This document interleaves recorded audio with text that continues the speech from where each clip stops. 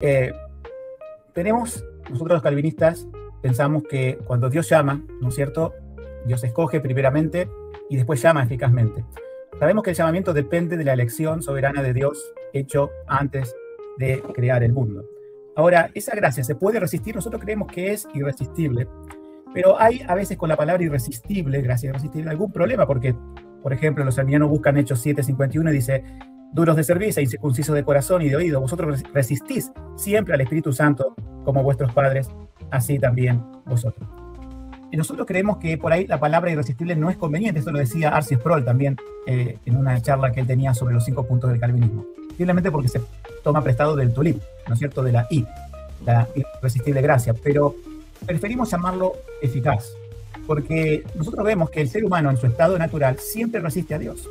Siempre está en contra de Dios, y al menos que Dios haga algo internamente, es que el ser humano puede cambiar. Entonces, por ahí esa falacia de decir, bueno, pero hay versículos que hablan que se puede resistir. Claro que se puede resistir. De hecho, siempre se resiste. Solamente no se resiste cuando el Espíritu Santo hace lo que nosotros conocemos como el llamado interno. Yo creo que los que nos escuchan y siguen ya han visto esto, pero lo explico de nuevo. El llamamiento consiste en dos: uno externo y uno interno. El externo es el que Dios dice en su palabra: ir por todo el mundo y predicar el Evangelio. Es el que yo puedo hacer aún predicando por internet. Pero sabemos que todos van a resistir ese llamado externo, al menos, y ahí está la diferencia, ¿no es cierto?, que el Espíritu Santo haga un llamamiento interno. Ese sí es eficaz porque convierte el alma. No hay nadie que se pueda resistir en el mundo a ese llamado que hace el Espíritu Santo, porque es un llamado soberano de Dios. Entonces, yo creo que a veces en esta cuestión del arminianismo y calvinismo ocurre una falacia, como ocurre cuando los testigos de Jehová, por ejemplo, quieren demostrar que Jesús no es divino. Nosotros tenemos en la Biblia siempre un doble aspecto de las cosas. En el caso de la encarnación de Cristo, sabemos que es una persona con dos naturalezas. Ahora, él tiene naturaleza humana y divina. Y va a haber versículos que en algún momento nos va a hacer referencia a su naturaleza humana y otras a la divina. Ahora, yo como estrategia no puedo enfrentar a la Biblia contra la misma Biblia, porque rompo un principio hermenéutico, que la Biblia no se puede contradecir. Pero los testigos de Jehová lo hacen. Cada vez que te enfrentas con uno de ellos y quieren demostrar que Jesús no es Dios, utilizan versículos de su humanidad, o sea, referencias a su humanidad. Pero ¿qué hacen con los versículos que hacen referencia a Dios? Bueno, en el tema de la salvación, creo que ocurre exactamente lo mismo. Hay versículos que nos hablan de la responsabilidad humana y otros que nos hablan de la soberanía de Dios. Y no puede ser una paradoja, no puede ser una contradicción que la Biblia tengas que aceptar la paradoja como método de solución, sino que debe haber una explicación que los calvinistas sí encontramos, pero que los arminianos siempre toman los versículos que hablan de la responsabilidad humana para negar que existe una soberanía de Dios en la salvación.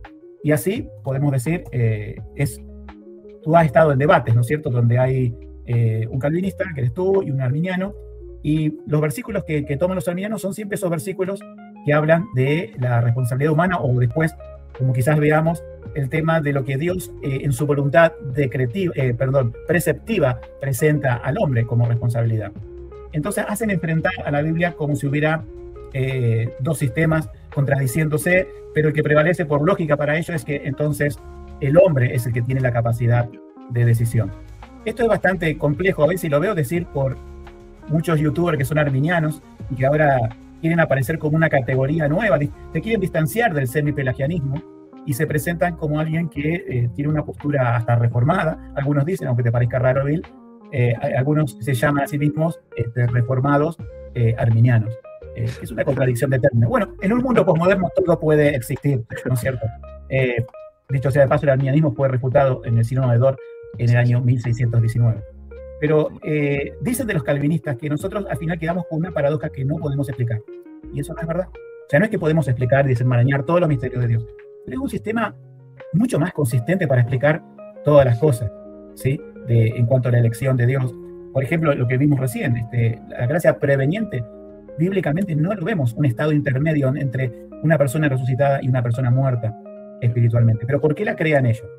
Porque justamente tienden a ir un paso hacia atrás al semipelagianismo, que es de donde se basa o se nutre su doctrina, podemos decir.